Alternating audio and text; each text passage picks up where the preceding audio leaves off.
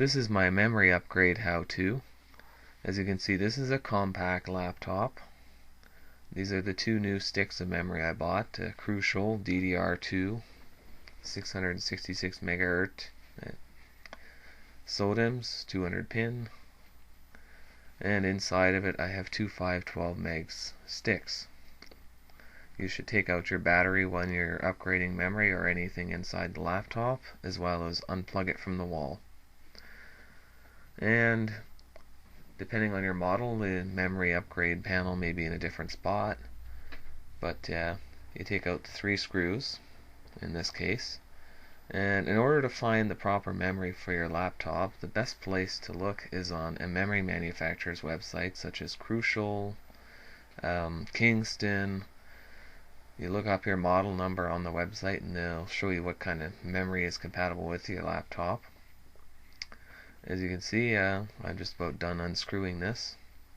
So you carefully remove it, and in order to remove your memory sticks, there are 2 little clips on each side of the memory stick, and it works best if you can pull them both away from the module at the same time. I'm going to do it here with 2 fingers. This took a little bit of practice. And as you can see, I got it out. That's one 512 meg stick out. And you just take out the other one. You should always put your memory on an anti-static pad, so just in case there's some static electricity. If your house is very staticky, I would recommend buying a static wrist strap to prevent ESD, electrostatic discharge, which could damage your laptop or memory sticks.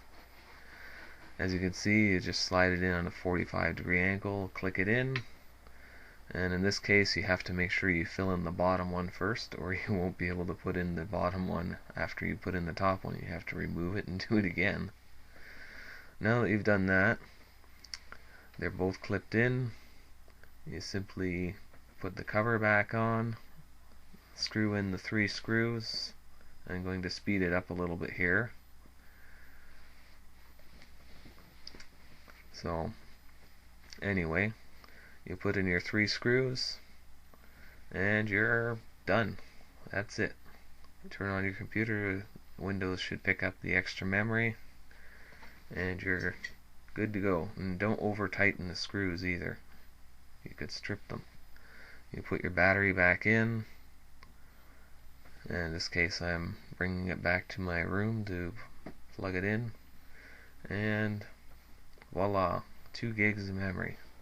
This laptop shares a bit with the video card, so no biggie. And that's it.